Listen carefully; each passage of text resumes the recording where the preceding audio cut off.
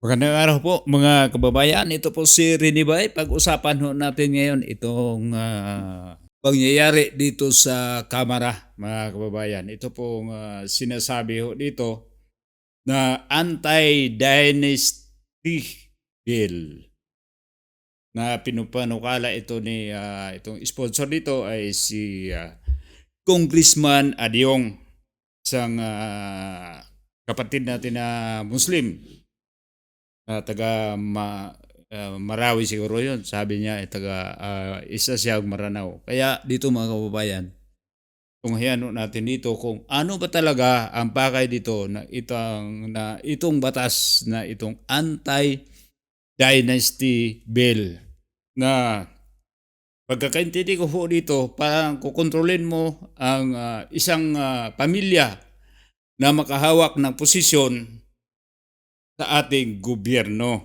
Para hindi ba sabihin natin na itong mga kamag-anak sila lang humahawak ng mga matataas na posisyon o may mga posisyon sa galing sa mababang level sa ating gobyerno hanggang doon sa pinakamataas. Kaya tunghayan natin dito, ito si Congressman Igay Erese sa kanyang salaysay ho dito kung ano ang pagkakaintindi niya dito sa anti-dynasty bill na pinasa dito na ang sponsor ay si Congressman Adyong. Yan, palakpakan nun natin mga kababayan. Magandang araw po sa inyong lahat kung ano man ang ginagawa nyo. Sana po kayo ay patnubayan ng Panginoon. Gabayan tayo ng Panginoon sa araw-araw natin ginagawa. Ito po, umpisahan na natin mga kababayan.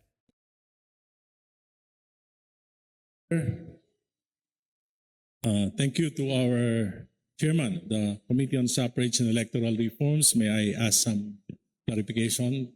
So Speaker, always welcome po ang aking kinagalang Nagdala na po akong na tubig. 65 years old, Congressman Irise. Nagdala na po akong tubig. Baka abutin tayo madaling araw eh. Joke Ay, lang po. unfair kasi. Joke lang Hindi ako pwede Iniingit lang kita. uminom. Iniingit lang kita. Salamat po.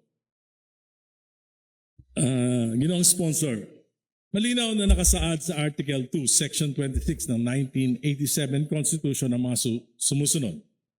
The state shall guarantee equal access to opportunities for public service and prohibit political dynasties as may be defined by law. Ang tanong ko po ay napakasimple. Tama po ba na ang utos ng konstitusyon sa Kongreso ay magpasa ng batas na magbabawal sa political dynasties? Tama po yun, Mr. Speaker. Hindi po ba sinabi ng konstitusyon na i-regulate lamang ito? Hindi rin po sinasabi na bigyan ng limitadong pahintulot, kundi malinaw na sinasabi ipagbawal ang political dynasties. Tama po ba ito?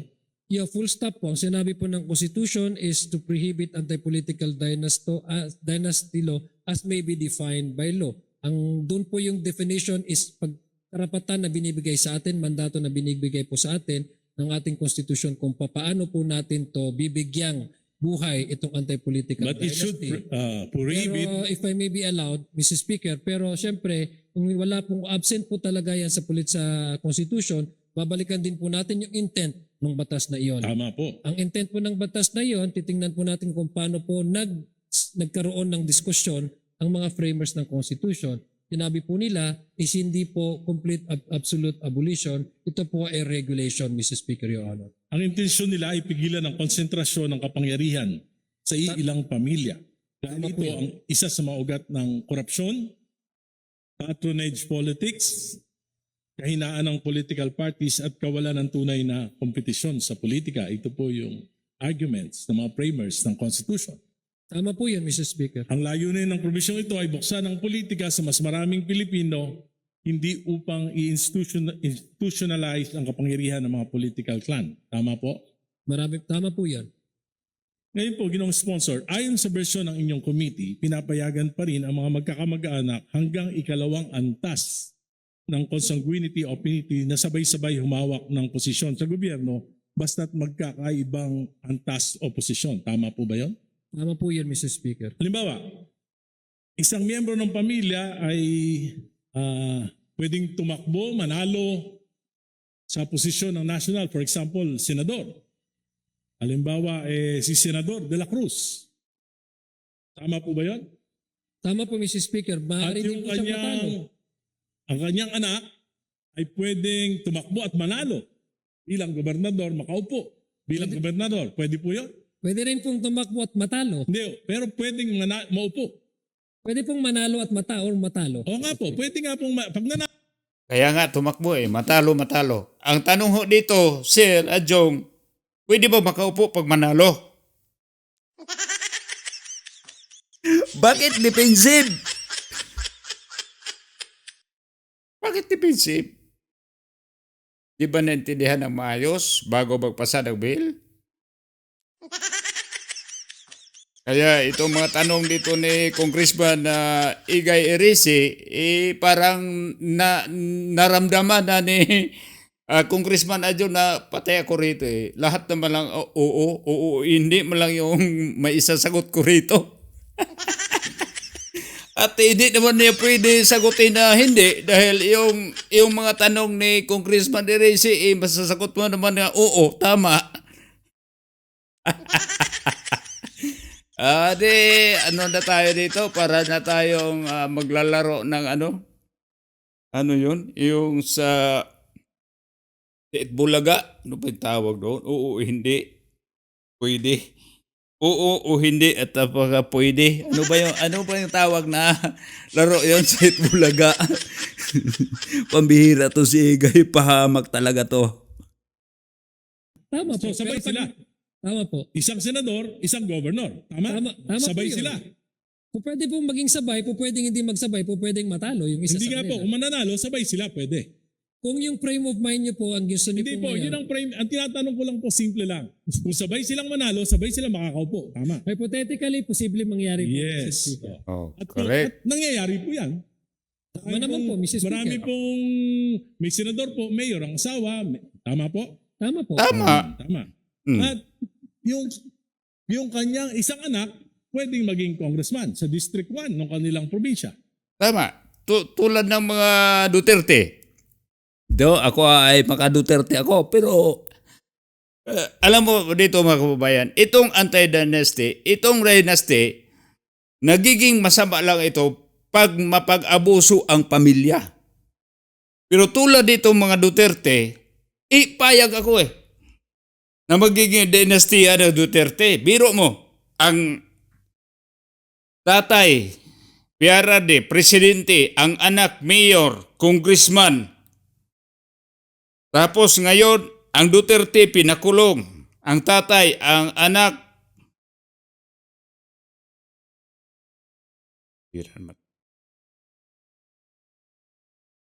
Nasaan ba yun? Nadisturbo yung daldal ko dito. Ito, tuloy muna. Rin po yun. So tatlo na sila. Yung isa pong, yung asawa nung kanyang anak, Yun. Patungkol ho dito sa mga Duterte ha. Si PRD, kinulong. Tapos ang vice si Inday Sara.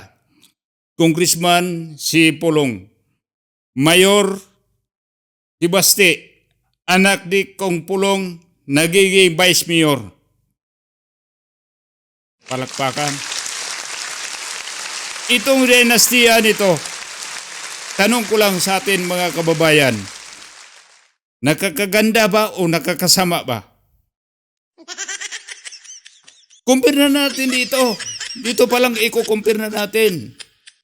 Dahil itong senaryo ngayon, walang ibang labanan dito. Duterte at saka Marcos. Nakakabuti ba sa Davao ang ginawa ng mga Duterte sa pagiging dynasty? Sabihin natin, dynasty na to Duterte. Ilang taon na hinawakan ng Duterte ang Davao. Sa tatay, pinasa sa anak. Yung anak, ngayon anak pa rin. Ang vice mayor, apo. Palakpakan. Ang tanong, nakakabuti ba sa Davao? Pag nakakabuti sa Davao, iyong dynasty nun, walang masama. Pero itong dynasty dito sa kabila, ang tatay presidente, ang anak ay congressman, ang pinsan ay congressman, pero sulit ang nakaw ng bayan. Iyon ang nakakasama sa dynasty. Yung salitang dynasty, maganda yun. Pero ang nakakasama dyan, iyong humahawak ng dynasty. Pag masama ang layunin, masama yun. Diba? Tuloy. ay pwedeng tumakbo rin sa District 2 at manalo, makakaupo rin po.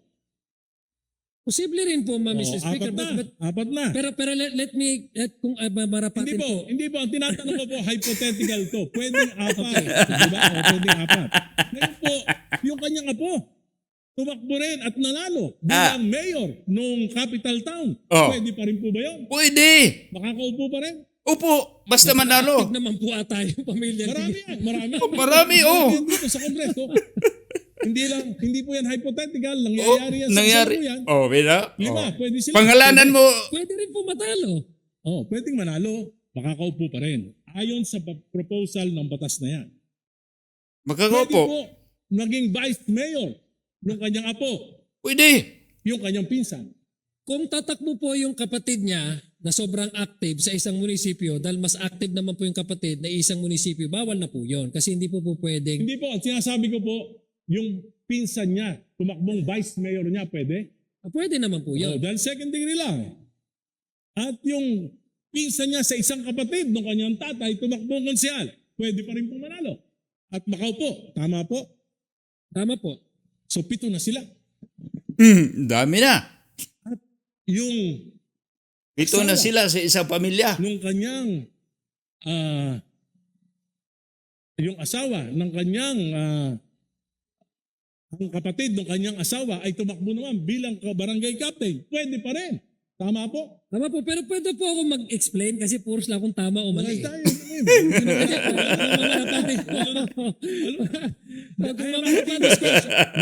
This is just a premise. This is just a premise at meron po tayong Okay, but let me explain, Mr. Speaker. If my good friend, isa sa pinaka nirerespeto ko. Just a short, Ramadan po namin, pagbigyan mo na po ako mag-explain. Sige. Kung Sige. mamarapatin. Araw nyo Kung ngayon, these things are araw-araw. possible, Mr. Sige. Speaker. These are hypothetical. This can happen. This can be certain or it can be uncertain. But what is certain, Mr. Speaker, is we allow the people to vote. And that is the primus.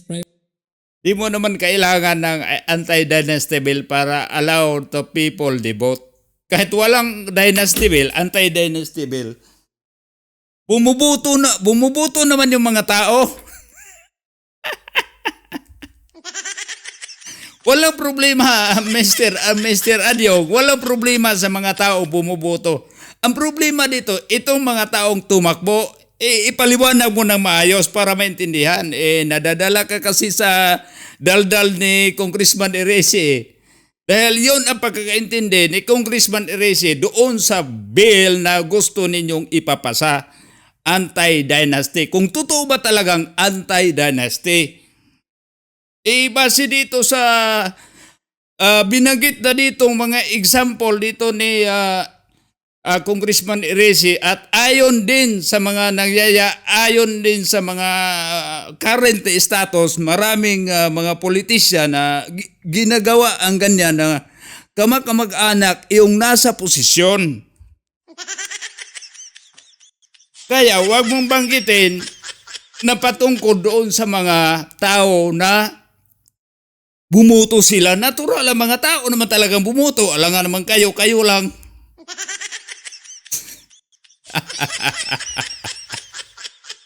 Nahirapan sa kalisod si Congressman Adyong.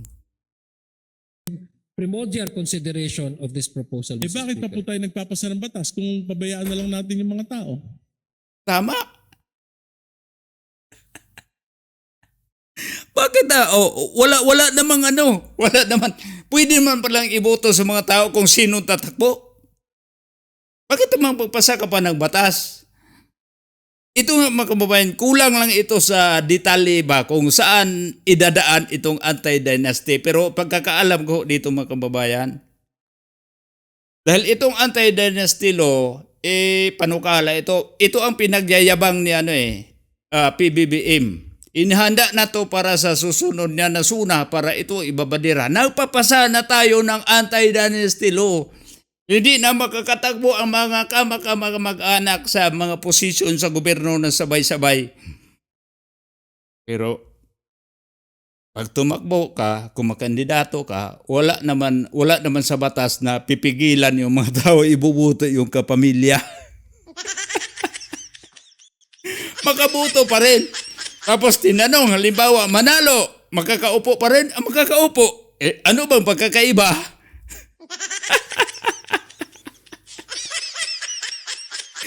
Ang gulo. Wala bang mas malinaw kunti dyan? Panukala ng ganitong batas kung ang inyo palang prinsipyo ay pabayaan na lang kung sino yung iboto ng tao siyang manalo kahit magkakapatid, magkakamag-anak, magpipinsan, mag-asawa, Tama. mag-ama. Bakit Tama. pa kayo nag-sponsor ng bill Dahil na ito? apat na pong taon. Kahit Tama hindi ba? pa kayo naniniwala? Naniniwala po ako dahil ang Constitution po ang nagsasabi, Mrs. Speaker. It's not even your decision, Mrs. Speaker. It's not even the decision of Congressman Irice. It's not the decision of this representation. It is what the Constitution dictates. Okay, okay. And that is what we're trying to provide, Mrs. Speaker, Your Honor. Tama po. Naniniwala po ako sa sinabi nyo, pero sabi ko nga po, may certain parameters, yung mga framers ng Constitution, dapat it will prevent the monopoly of power.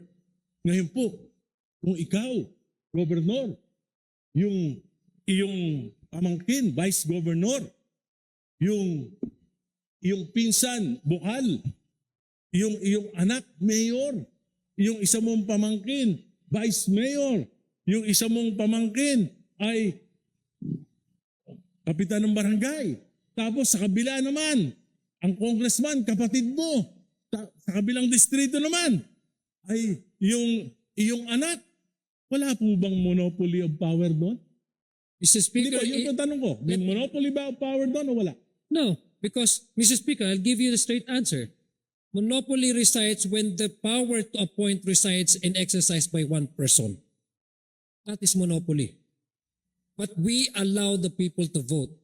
The primary reason is, again, the sovereignty of the people and the primacy of the right to vote under Section 1, Article 2. Kung may monopolya po, Mr. Speaker, ay kung i-appoint ito at ang magde-decide lang po ay isang tao na paupuin ang ang kapatid or anak or asawa sa isang posisyon, that is an abuse of power. That to me is a blatant abuse of power and a monopoly. The most dangerous form of monopoly.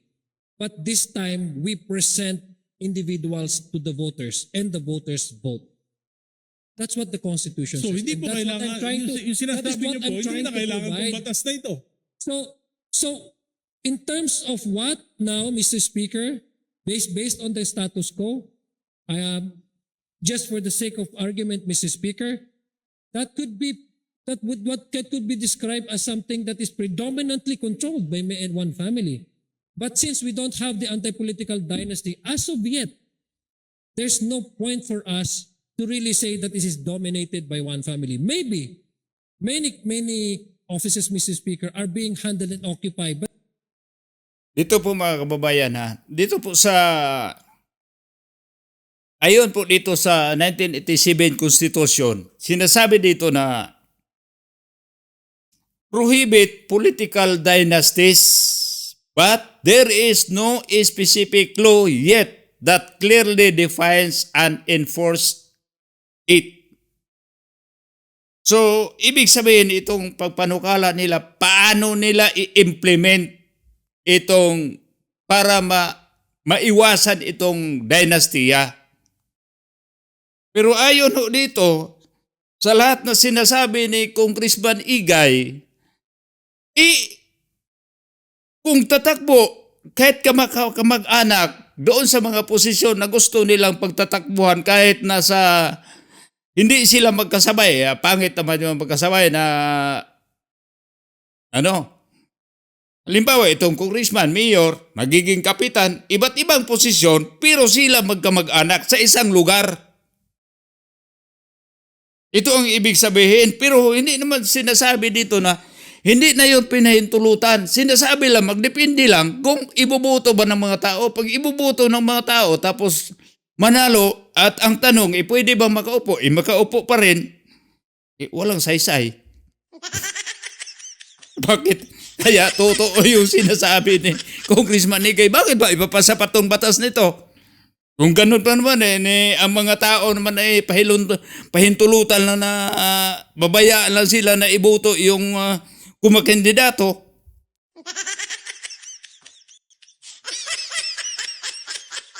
Sino ba tong pasibono ditong anti-dynasty? Hindi naman pinag-aralan ng maayos. Alam po ito, ulitin ko po mga kababayan, ang dynastiya para sa akin maganda, lalo na ditong dynastiya sa Duterte. Sabihin ko dynastiya na. Dahil sila na lang doon yung may hawak doon sa Davao. Pero may magandang naidudulot sa isang lugar basta maayos at maganda yung pamamahala ng mga na-elect itong mga pamilya. Kumbaga, tatak Duterte. Dito, palakpakan natin. Tatak Duterte, ito ang dynastiya, the best in the Philippines. Pero itong sa Marcos, sa Marcos, sa Marcos, ang pinsan,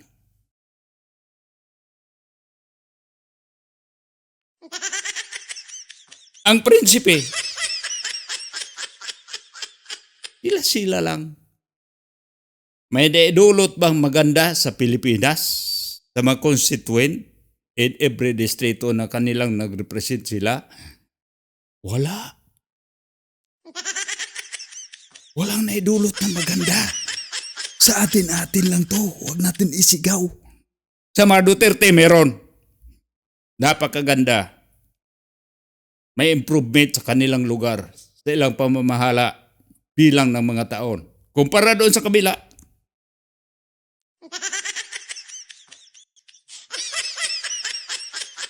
Diba? Sa akin lang ito pananon ito. Itong dynastiya, maganda to basta hindi lang maabuso.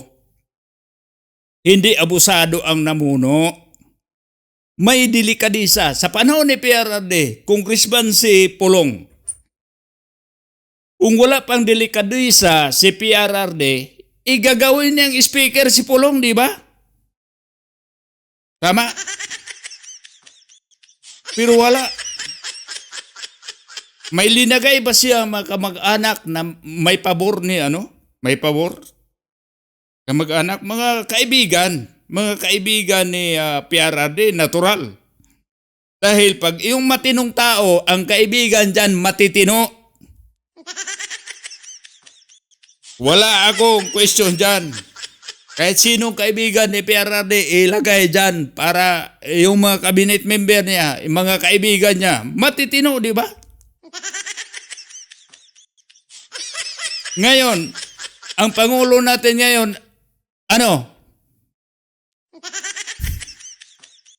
Tapos sa mga kaibigan niya, anong sinyo? Anong si? Hindi ko lang sabihin dito. Itanong lang natin kay Ate Claire. Si Ate Claire, kaibigan din yon. Dyan lang. Wala tayong masasabi dyan. Okay, tuloy, Congressman. Dominantly, very active ang pamilya. But domination and monopoly is also a gesture of one exercising that power to make sure that sensitive positions are occupied by blood relations that would give him or her undue advantage over these resources. Yun lang, I'm just... Ngayon po, ang ibig sabihin... Pag mayroon po tayong anti-political dynasty, talagang meron na po tayong definition kung ano po yung abuse of Subalit power. yung sinasabi niyong abuse of power in appointments, Ay, sinasabi nyo, May nepotism na po tayo, Mr. Speaker. so ano magagawa ng batas na yan? Hindi ganun din, pareho lang. Ang Whether there is a law or not, ganun pa rin. It's the same thing. Mr. Speaker, If your definition of monopoly of power is just on the appointments, edi pareho lang. May batas o wala.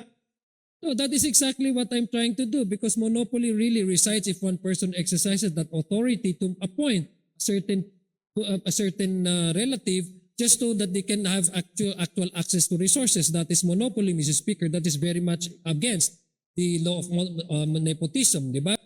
So, ibig sabihin dyan sa anti-dynasty, itong pag-appoint lang. Pero dyan sa mga elected position, kailangan mo elected position, idaan pa rin yun sa election yun. Hindi po yung pwede i-appoint siguro. Di ba? Pero pag halimbawa doon sa mayor, tapos ang asawang lalaki ay mayor at ang asawang babae ay vice mayor, tapos ang kanyang anak niya ay councilor, first councilor. Halimbawa, natigok yung asawang babae na mayor. Automatic din yun, hahalili yung first councilor. Hahalili as vice mayor. Hindi yun appoint, automatic yun nasa batas. Pero pag halimbawa, namatay ang asawang lalaki tapos mag-appoint siya ng hindi elected, wala doon sa kasali, parang mali naman ata yun, di ba? Pero doon sa mga sinasabi ni Congressman Adyong na patungkol sa appoint, hindi naman siguro yun dahil wala namang halimbawa pag ikaw ay mga congressman ka, wala ka ng mga appointing authority, di ba? Pag mayor ka, sa mga elected na maka-appoint ka lang doon sa mga staff siguro, pero yung hindi sila politiko. Pwede mo ma-appoint, hindi politiko. Pero, sabagay no? Pag mag-appoint ka, hindi i-appoint mo doon sa opisina mo. Magiging empleyado mo, lalagyan mo ng dadaan pa rin ng proseso yun. Hindi mo yun basta-basta. Dito lang sa akin lang pagkakaintindi ko dito sa anti-dynasty na ilalagay nila. Yung mga kumakandidato lang talaga na, sino ba tong tumakbo na mayor? Kaano-ano ba to ng vice mayor dati? Kaano-ano ba tong vice mayor ngayon? So, yun ang hindi pwede. Yung magkasunod na posisyon, baka i-specify yun. Halimbawa, itong vice mayor, kumakandidato siya yung vice mayor, tapos ang kaniyang asawang lalaki ay tumatakbong mayor, hindi yun pwede. Diba? Kailangan talaga na ingatan yung magkalapit yung posisyon. Pero sa iba namang posisyon siguro, halimbawa tatakbong congressman, iba naman din yun, di ba? Pero pareha silang distrito. Hindi pwede yun. Sabihin na lang dito sa specific talaga, specific na lang. Bawat isang pamilya na ang pamilya ay hanggang sa second generation, tatay at saka apo. Tatay at apo. Hindi pwede tumakbo dyan halimbawa sa isang lugar, sa isang bayan.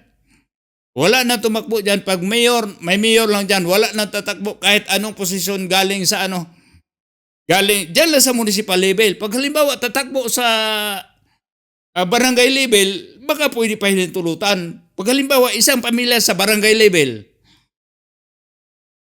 isang pamilya sa municipal level, isang pamilya o isang pamilya sa district level, pwede siguro yun. Himayin, hindi yun.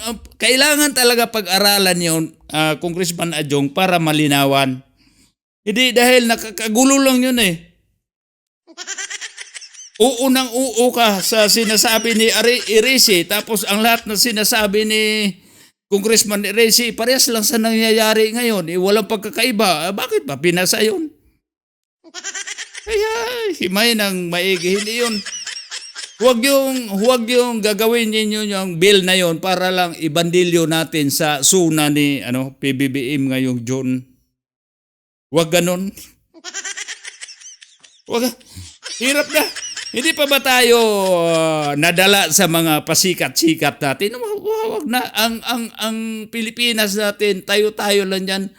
Hindi na kailangan magpapasikat tayo doon sa mga constituent. Hindi na tayo kailangan magpapasikat doon sa mga sambayan ng Pilipino. Ipakita kung ano ang galaw, ipakita kung ano ang makakabuti sa sambayan ng Pilipino. Yun, papalagpak kami dyan.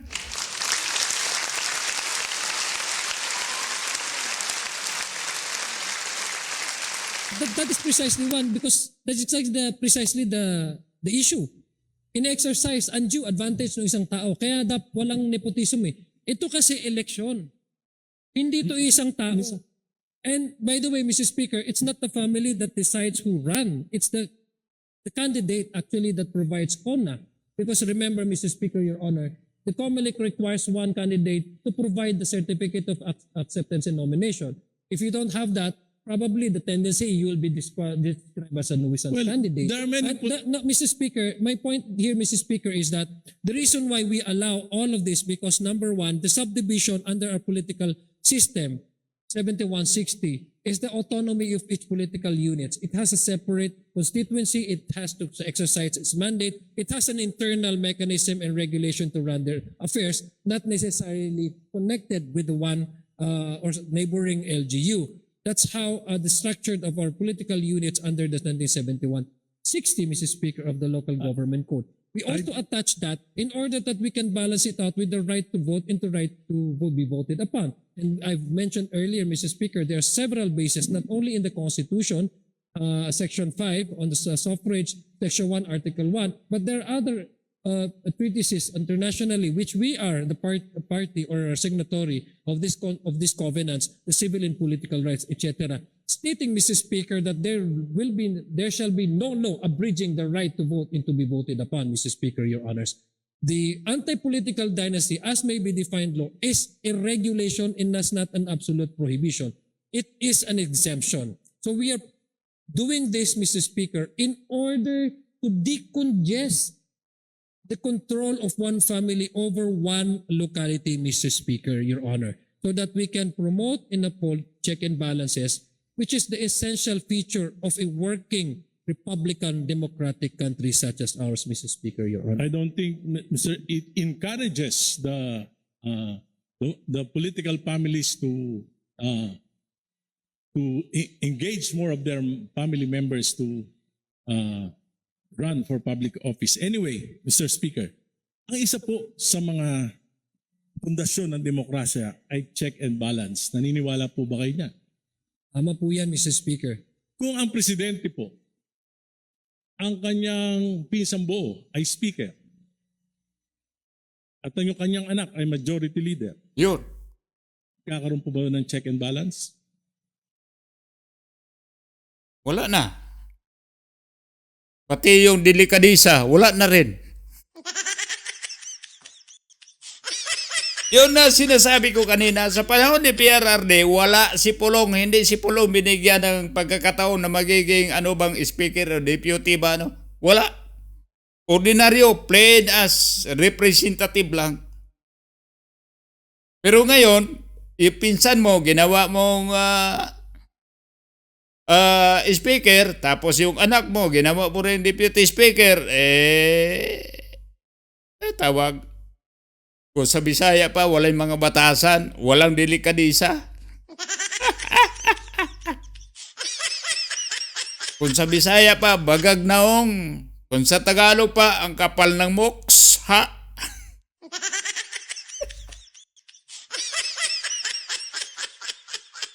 Kumbaga self-serving. Sila ang naghanap ng ingredients, sila nagluto, silang kumain, silang nagsusubo. Kanila lahat. Kumbaga, parang drummer. Kanila lahat. Simbal, kung ano-ano. Unang-una po, yes po, dahil unang-una, ang magkakaiba-iba naman po ng jurisdiction, itong Anak ng tukwa. Sa dynasty nga, hindi naman pwedeng dalawa magkasabay na mayor, dalawa magkasabay ng vice mayor. Kahit iba-iba sila doon sa legislative tapos executive yung tatay, bakit ba wala na question sana dyan? Kung hindi nila linagyan ng posisyon, linagyan kasi nila ng pagkakataon na sila ang humawak, pareha silang may kapangyarihan. Gets mo, Adjong? Sa gustong ibig sabihin ni Congressman Igay? In short, walang delikadisa. Yun dapat, hindi dapat yun. Halimbawa, andyan na. Sabihin natin, hindi sila parihas ng one locality. Pero ang nangyari kasi dito, sa example ni Congressman Igay, ay si Presidente PBBM, yon nang gumagawa ng budget. Ang pinsan niya na speaker ang may kapangyarihan para paano mai-release yung budget, paano asikasuhin yung budget, pati yung anak niya. Yun ang mali. Diba? Paano yun natin ilalagay sa anti-dynasty? Anong provision na ilalagay dyan para yun maiwasan? Yun sana ang pag-aralan. Dapat itong magkakamag-anak na parehas na nilang posisyon, hindi talaga mag-connection ang kanilang mga trabaho. Hiwalay ang trabaho. Pero ang nangyari dito, galing sa presidente, papunta sa speaker, papunta sa anak, babalik sa presidente, umiikot lang sa kanilang tatlo. Yung pera.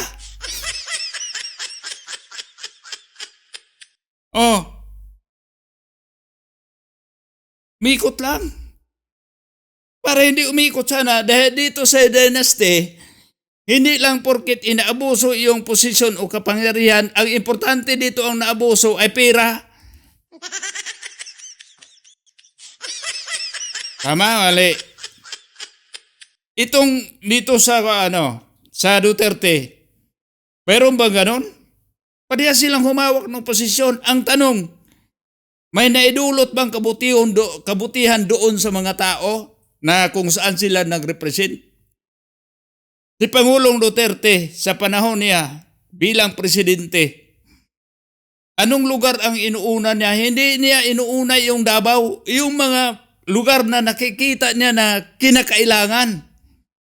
Hindi siya nagpapabango sa sarili niya dahil tapos na siya doon. Wala na siyang dapat mapatunayan. Napatunayan na niya ang Davao na ginawa nilang resibo. Ngayon sa pagkakataong ito, itong Pangulo natin, ano bang resibo?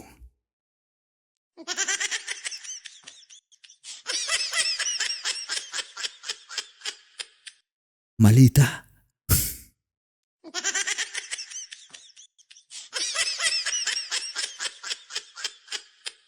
Legislatura at ihikutibo. Pasensya na, hindi po ako Tagalog, Maranao po ako, kaya ihikutibo at legislatura, Mrs. Speaker. Sa tingin niyo po ba yan ay hindi magdudulot ng pag-abuso? Wala naman po dahil may internal mechanism and arrangement po ang bawat institution. Inaabuso na nga, Adjong. Inaabuso na nga. Dahil wala silang delikadisa. Okay lang sana pag bigyan natin pagkakataon magiging congressman talaga si Martin. Hindi lang bigyan magiging speaker. Si Marcos din, hindi lang din bigyan magiging speaker. Plain lang na representative sila. Yun lang mali dito sa example. Pero ang tinitingnan mo lang dito, Ajong, dahil sila legislative, Pero tingnan mo lang yung anong posisyon nila sa bilang isang legislative. Speaker Presidente, gumagawa ng budget. Sinong nagkasikaso sa budget? Speaker. Pagkatapos saan, sinong nakisawsaw doon sa budget? Ang prinsipe. Para maibalik doon sa presidente. Hindi mo na-gets yun. Dahil kahit marumi na ang kalakalan, pero sa tingin ninyo dyan, dahil sa sobrang himod-puwit nyo doon sa Pangulo, kahit may nakita na kayo na hindi tama, malinis pa rin sa tingin sa inyong mga mata. Ajong! Ajong! Bigyan ko yung example. Halimbawa, 2023, 2024, 2025. Ang total allocation po ng First District of Leyte kay Speaker Martin Romualdez, nung siya ay Speaker, ay 48,243,911,000. Yan po ang total allocation sa loob ng 3 taon. Yan po ang pinakamahirap na probinsya. Swerte na maka 3 bilyon, 4 na bilyon sa isang taon. Bakit nangyari ito? Bakit hindi equitable yung distribution pagdating kay Speaker Romualdez? Dahil siya ba ay pinsan ng presidente? Di po. Ako hindi ko nakikita ng ganyan dahil unang-una Ano po? po may proposal po ng National Expenditure Program. Ang National Expenditure Program ay naalat po nila. Sino nag-propose? Ang pinsan? Ang presidente?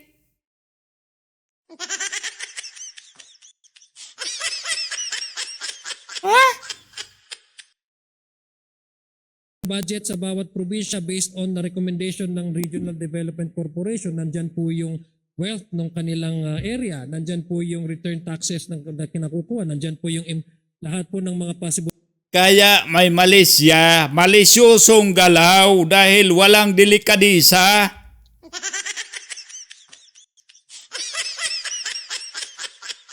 Ang liit-liit lang ng sabi natin revenue sa isang lugar. Ganon ka maglagay ng budget. Doon mo i-spend iyong kwarta, iyong pera. Tapos hindi naman yun. Ang pera, pag spend ang pera, gagastusin mo yung pera. Pag umikot, maiwan yung proyekto. Tapos yung pera maiikot sa mga tao. Ibig sabihin ba, naiikot yun sa mga tao? Mayayaman na ngayon ang distrito ni, distrito ni Romualdez. Magkano yung minimum wage dyan sa parting Leyte? Doon sa distrito ni Romualdez, magkano? 2,000 per day? Ganun kalaki? Dito natin makikita mga kababayan na nabubuhan sila sa atin ba? Halimbawa, maglagay ka dyan. Parang tindahan Pag ang tindahan mo ay kubo-kubo lang, bakit ka maglalagay ng 1 million na ang kaya mo ilagay na paninda dyan nasa 10,000, 20,000? Bakit ka maglagay ng 1 million? Para saan yung sobra? Ibulsa.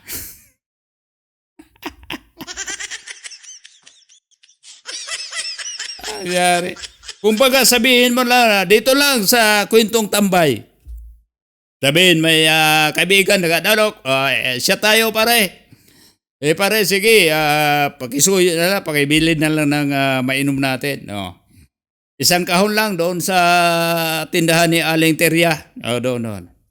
Magkano tahon? Isang kahon, sabihin natin 700 lang. Okay. Bigyan mo ng 1,000. Ibig ba sabihin, sa kanila na yung sukli, hindi mo nahanapin?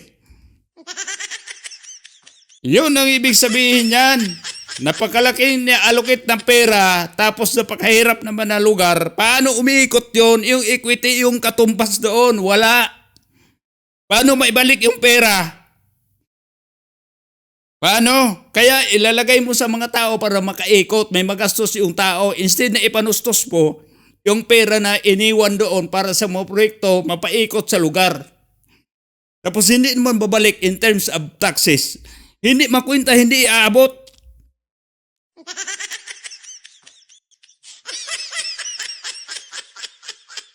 Ang tanong, ano bang mga magagandang proyekto doon sa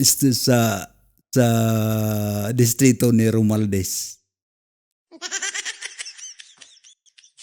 Number one, yung mga commercial center, yung merkado, yung mga halimbawa seaport, mga bus terminal, ano bang mga facilities para sa pag-serve sa mga tao, sa gobyerno, mga buildings. Meron ba? Wala akong nakita na ibinagyayabang nila eh.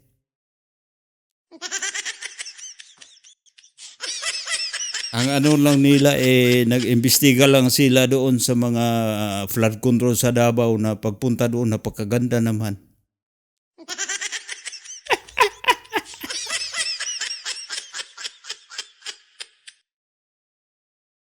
bubuo para ibigay po sa share ng isang area na yan. So hindi ko po alam kung bakit ito magkakaroon ng issue ng check and balances dahil unang-una magkaiba po ang this institution ang nag-approve naman po ang Kongreso at wala naman pong kinalaman dito ang ating Pangulo pagdating po sa pag-appreciate ng bawat distrito kung kailan o ano ang kanilang magiging. Anong walang kinalaman? Sino bang magpirma doon para magiging batas para magastos na yung pera? Kongreso?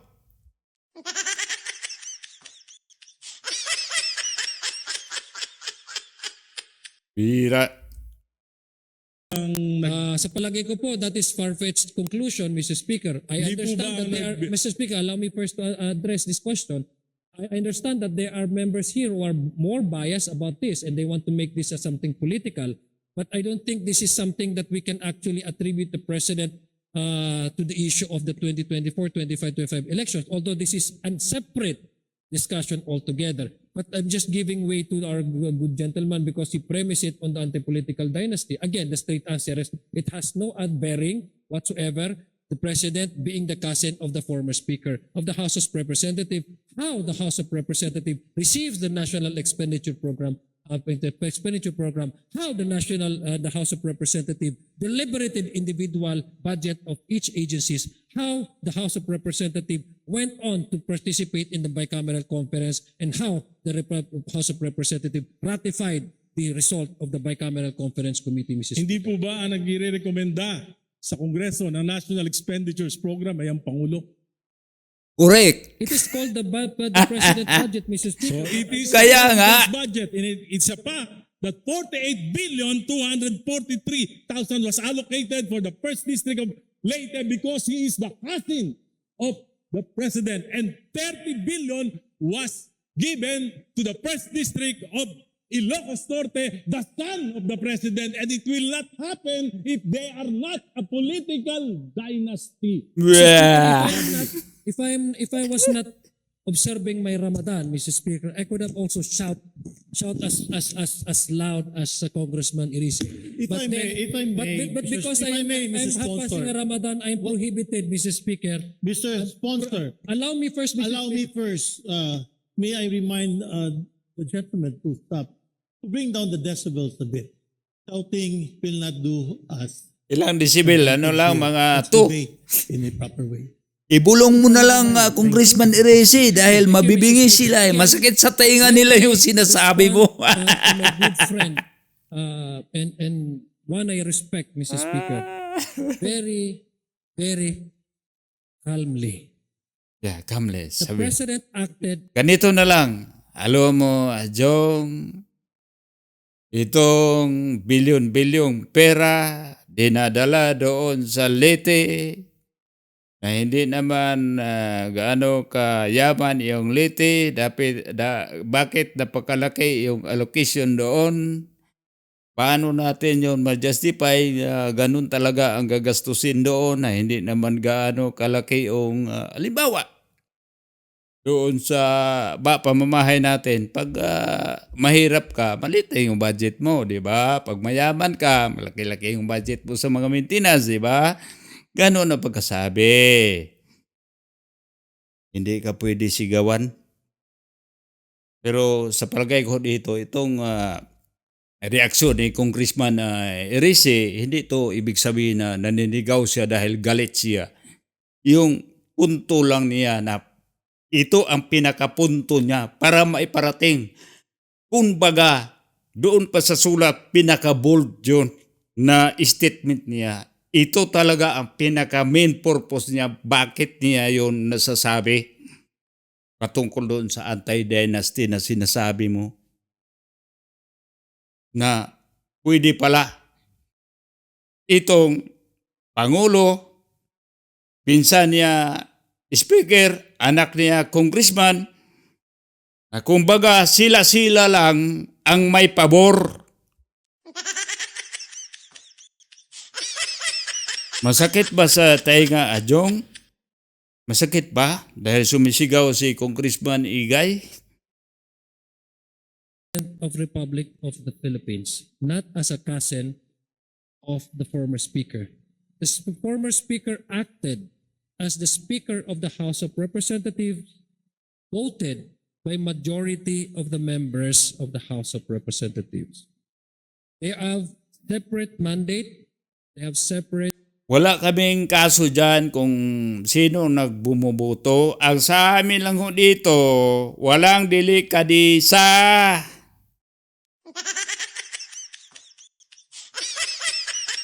Ang gustong iparating dito ni Congressman Erice, tanggalin na yung mga ganon.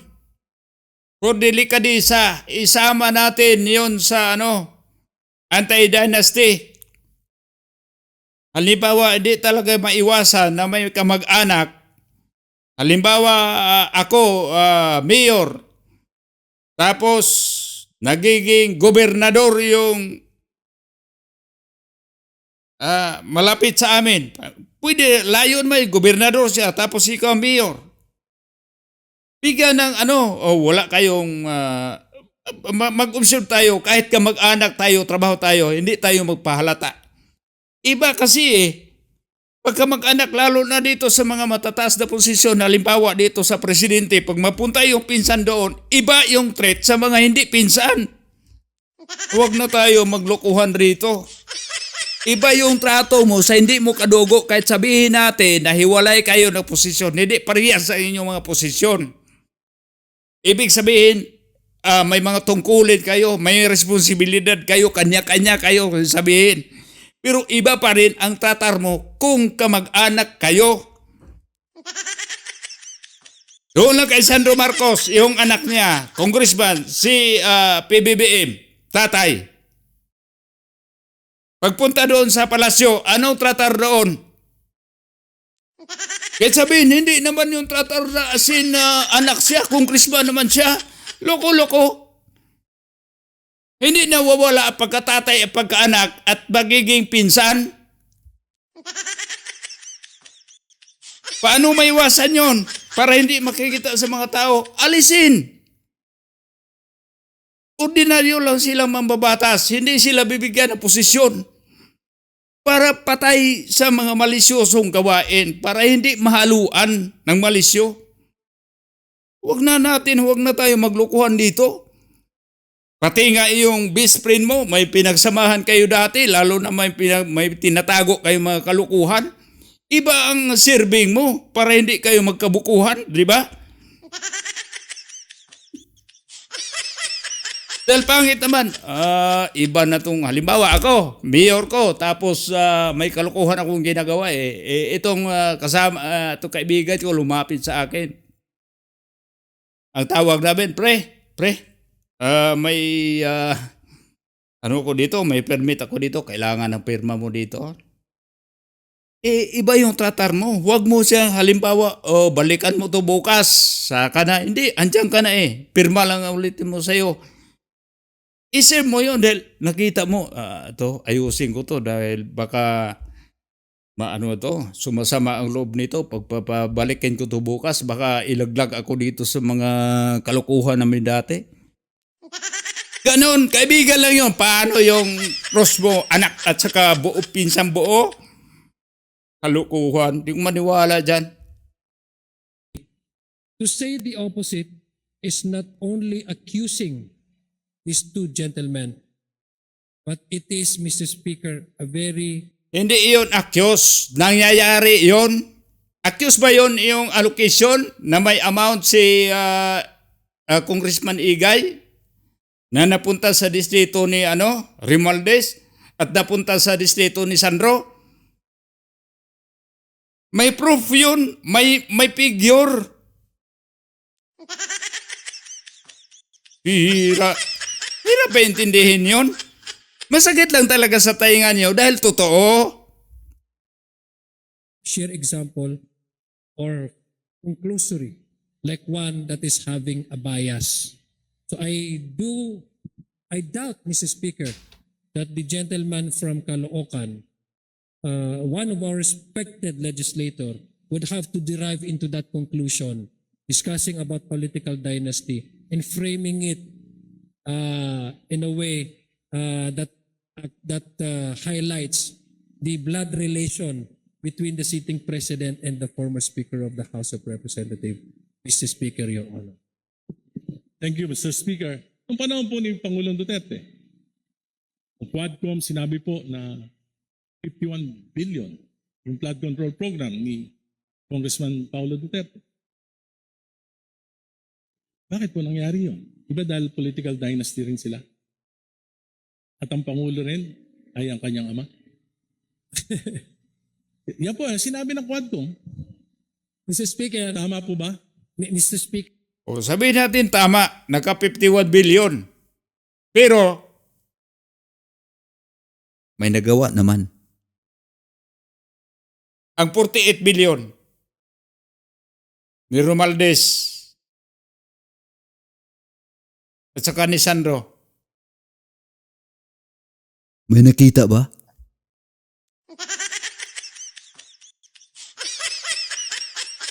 May maganda ba silang palengke, yung commercial center? Ano bang pinagmalaki nila? Maganda ba yung mga public places? Malinis ba? Ibubulong ko lang to, Adjong, dahil masakit sa tainga to. Masakit sa tainga. Ito, dynasty. Kaya ito ang sinasabi ko kanina. Walang problema sa dynastiya basta maganda ang pamumuno at maayos, walang magnanakaw. Dito sa kabila, itong dynasty na puro nakaw pangit. Pangit yung andyan. Ito nga, si kinarurunan ko ang pamamalakad, iba ang gobyerno dito, hindi tulad sa atin. Maganda ang pamumuno dito, isa lang, pamilya lang. Isang pamilya lang nila. Royal family lang ang namumuno dito. Pero kita-kita namin kung paano sila maayos mamuno. Gumagawa nga sila dito ng karsada, ang makikita lang namin dito, pangalan ng kontraktor o anong bangko ang nag-provide. Paggawa ng karsada, habang ginagawa kung anong lugar na pwede na madaanan, pwede na magamit, ginagamit, hindi na kailangan ng mga tinatawag natin na may mga smooth opening. May pa-picture-picture doon. Para sa opening, may papakating-kating ribbon. Dito, wala. Sa atin, meron. Kailangan pa ibalandra yung mga mukha. Pwisit. Yun ang mali. Sa Duterte doon sa Davao, wala akong nakitang post na pinupost ni PRD ang mga mukha nila doon, ng mga Duterte. Wala akong nakita na pinupost doon ang mga vehicle nila, ang mga establishment nila na nakapangalan sa kanila, wala.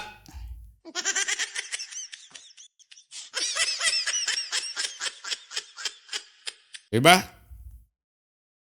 What is true to Duterte is not true to the Marcoses. They're both political dynasties. Oh. Sa Duterte, political dynasty. Inaamin yung dynasty. Sa Marcos, hindi.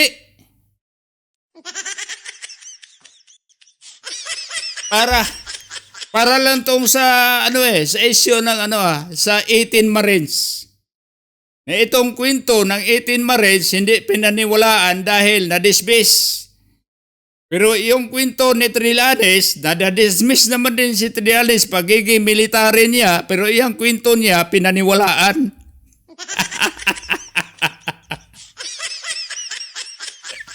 Ang birang gobyerno to.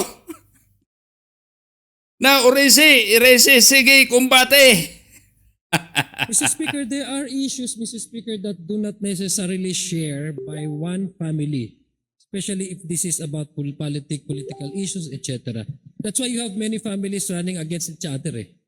Because it does not necessarily mean that one family share the same political ideology or advocacy or opinion. But let me frame it to a more actual occurrences in the past, Mr. Speaker. And what the gentleman is referring to, the 2025 budget, Mr. Speaker. It went through, the whole country was watching, Mr. Speaker, during the deliberation. At hanggang dito lang po mga kababayan, ilalagay ko lang mamaya dito ang link dito sa video nito para matatapos nyo kung anong kahinatnan dito, ano ang pinaka-konklusyon dito ni Congressman Eresi patungkol dito sa anti-dynasty bill na ipapasa nila dito ni Congressman, itong sponsor, Congressman Adyong. Makikita natin kung ano ang konklusyon niya dito sa bandang huli sa kanilang footage. So, hanggang dito lang po mga kababayan, ito lang po ang aking saloobin, ito lang po ang aking opinion patungkol dito sa mga sinasabi nila at hanggang saan yung nalalaman ko doon. At salamat po hanggang sa muli nating upload ng video. Pagkita-kita tayo and God bless us all and goodbye.